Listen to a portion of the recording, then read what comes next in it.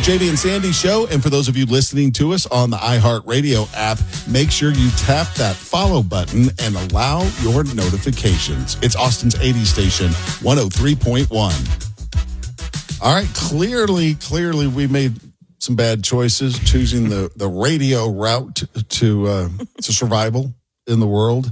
And we should have picked tacos. Because there's a lot of money in tacos. Apparently. Yeah. Wow. The founder of Torchy's, which I think he sold all those to a big group, is where he made a bunch of money, is selling his place on Lake Austin for, wait for it, $25.5 million. $25 million. Can you tell me more about the house? Yeah, it's over 10,000. I'm thinking about it. Yeah. It's over 10,000 square feet, made for entertaining. He bought it in 2017 and redid the place. It was a bit dated, I guess. But this also includes 2 adjacent lots. Okay. Well, so if you just want the house and the lot, that's like 19 million something.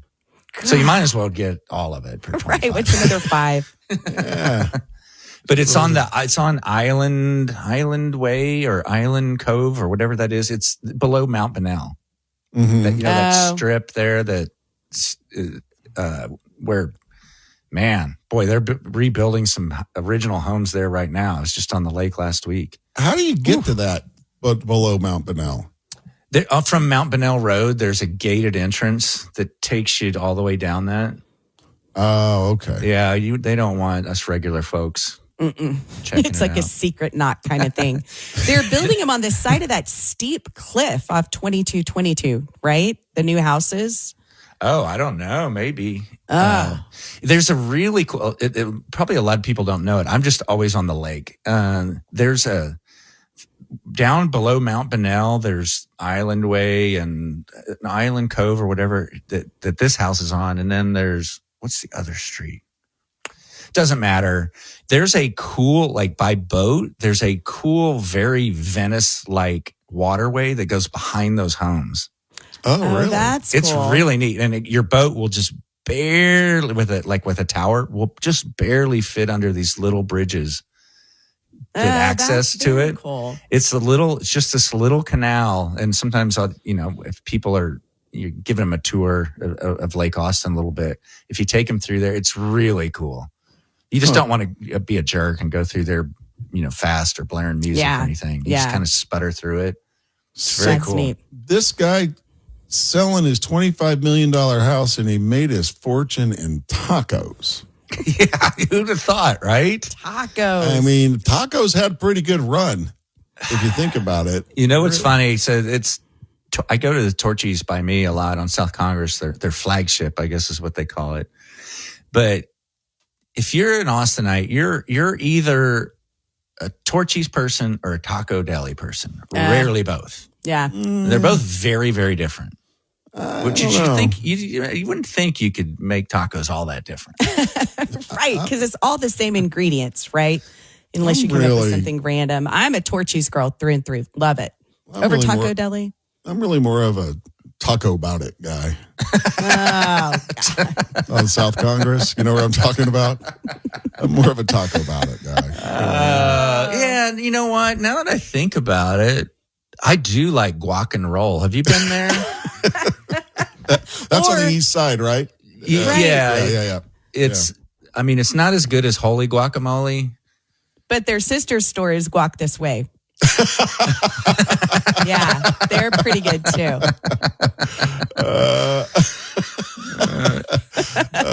Have you been to Nacho Average Taco? I was just about to mention that's on Barton Springs. Yeah. Nacho Average Taco. Yeah. I heard recently about a new one, Tacosaurus Rex. I have not been to that yet. Have you been to Shell? Yeah.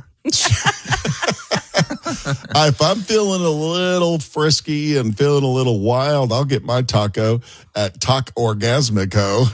Ooh. That one's on South Lamar. It's a food truck. Have you been to Taco the Town? That's Or talk downtown. about Tasty. That's a Oh, good one talk up about north. Tasty. Where's that one? That's up north. I just know it's up north. All right. Of course, you've got do we have a pink taco here? No, I don't think so. I went to one of those in Vegas. Was it good? It was good. Yeah. All right. We don't have a pink taco in Austin. No guess pink taco. not. Probably Sorry. should. Well, hell, man, you make that kind of money slinging tacos. That's pretty good. Good for him, huh? Really, Wow. a lot of marketing, right? Isn't it? I mean, don't know. yeah, I don't know. I mean- They just seemed like they were all just there one day and everybody knew to go there.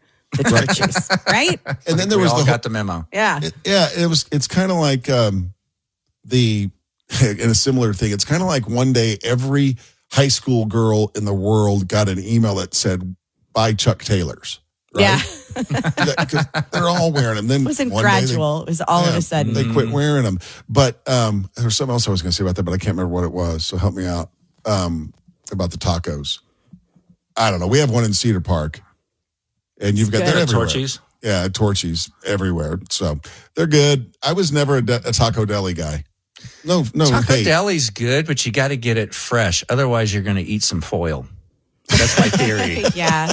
Something about the way the foil congeals Sticks. with the tortilla. Yeah. It's like there's no separating it, and I just give up and eat the foil. You know, the taco easier. also had a really good social media run. Like it was super cool to talk about tacos on social media. So congratulations. Hope not many people. I mean, your pool is very, very small when selling a $25 million home, right? Right. Yeah. I know. I was thinking about that the other day. Do you remember when Michael Dell built his house and city of Austin wanted to appraise it at like 30 million and he fought it? And I'm paraphrasing this whole thing. This was a long time ago, right? 25 years ago at least. And he was making the case, and it was a strong case at the time, not today. He said, you can't value at that because there are no buyers at that price. 30 million. No. How many? Yeah. There's no buyers for my home compound. Well, now there are. Yeah. There are plenty Yeah. of people who could afford that. Yeah, you're right. What did we say? 8 billion. How many billionaires did we say were in Austin? We just It did was the more things than of you thought. It was more like a 16? dozen. Yeah, or so, Yeah. yeah. It was more than you think. Right. Billionaires. Incredible. Yeah, crazy. Maybe one of them will buy the Torchies mansion. Yeah. Who knows? Coming up on the show, here's what we've got. Something that, actually, we talked about it last week, but something that was just kind of a rite of passage when you were a kid is going extinct. All right, we'll tell you what that is if you stay with us. It's the JB and Sandy Show on Austin's 80 station, 103.1, and streaming on the iHeartRadio app. April is such a great month that it starts with a joke. Who doesn't love that? Hey, it's Sandy, and you know what else I love? My friends Scott and Stacy Feller and their team at Kangaroo. They're great people who take care of all of my roofing needs, and they've done it for years. Trust me, you want good people when it comes to working on your roof. And Scott and Stacy, they've earned their reputation for honesty, integrity, and quality craftsmanship. They're great people. They give back to the community, even if they don't like me talking about it. Trust me, I like to brag on them. They don't like it when I do. Kangaroo has been serving Central Texas families for 25 years. Their teams are incredibly professional, and they always stand behind their work. No matter what kind of crazy weather Central Texas throws our way. That's just part of the reason that Kangaroo has so many 5-star reviews from so many satisfied customers. So give Scott and Stacy a call. They'll hop to it. You'll see for yourself why Kangaroo is the best roofing company in town. Find them online at callkangaroo.com. All about the presets. That is the best new feature. It's like a car radio right on the app. There's a list of what's trending. There's all the podcasts. I love it. Find out what everyone's talking about. Get the new and improved free iHeartRadio app today. How'd you like to win $1,000? We've got a chance for you later this morning, 9 o'clock, your first chance. And every hour after that until 5 this evening. Your first chance coming up at 9. All right, there's really no scientific proof to this. It's really just an observation by someone that writes for the Wall Street Journal. There's a guy that writes for the Wall Street Journal, and he's got 5 kids. And it kind of surprised him that none of his kids or their friends had any nicknames for each other. And it made him wonder if nicknames were going the way of the dinosaur, just on the decline. Like no one has a nickname anymore. Like calling your buddy from Austin, calling him Tex. You know what I mean? Right. Or they can't, maybe it's PC or people get triggered, whatever the hell word it is nowadays when your little heavyset buddy called him Tiny. You know what I mean? It's kind of going away, but I had a nickname growing up. Yeah. Through middle school, at least, it was Bucky was my nickname because I had really bad buck teeth, and then I got them fixed. But God, that had to sting a little bit, didn't it? I guess I just rolled with it. You don't have much choice. Yeah, kind of Right. outnumbered. I had a bad one in high school. It was both Blockhead and Blocko. Then that got shortened to Blocko because those dumb idiots couldn't remember Blockhead or spell it. But because I have I guess I still have a big head. I mean, big bald square head and mailbox. They tried to call me mailbox too for a while. My head was the biggest mailbox. Wow. They had to go to, it was funny in high school playing football when I was a sophomore, they had to go to the University of, I was in Nebraska, I had to go to the University of Nebraska and get a helmet from the university to fit my head. In high school. In high school. Did the local news do a feature on you? I think they thought there was something wrong with me, but hey, whatever. But This young man, Blocko, just wants to play football. But there's one thing preventing it. They don't make any helmets his size. His size. That's like when Shaq then steps in and buys you a giant helmet, like he buys giant shoes for kids. he's done that several times. Kids with like size 26 foot, he buys them shoes. Right, Trisha, do girls like our daughter runs with the crew? They don't really go by nicknames, but they go by last names. Well, because they're an ROTC and they're all called by their last name in ROTC. But there was a while that it wasn't that her crew had nicknames. It was that they had different names. Like whatever their actual first name was, they had. Remember when you were a kid and you're like, I wish my name was this. And you'd ask your parents to call you by a different name. And they'd say, nope, I named you Trisha. That's what we're calling you. Well, they used whatever names they really wanted at school and not their actual real names. But it wasn't really a nickname. Back when we were kids, nicknames, like you were saying, were kind of rooted in being mean, antagonizing a little bit. And you just can't get away with that anymore. But that's what made them funny.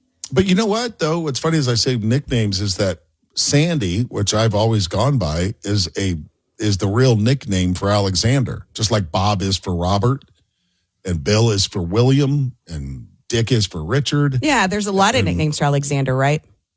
I guess so. Xander. Alex. Xander, Alex. yeah. That's a few that I can think of. But I have a theory that there are no men left under the age of 50 named Dick. It's just, it's.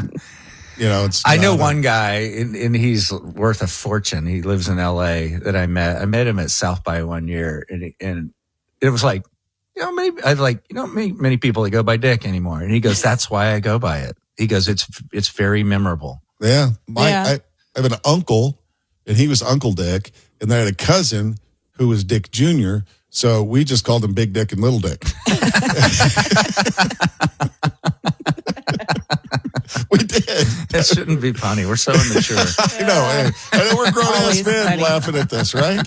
This is something you laughed at when you were 12. But it's still funny. So, Trisha, nickname for you? Did you ever have one? No. I mean, my uncles called me Trixie.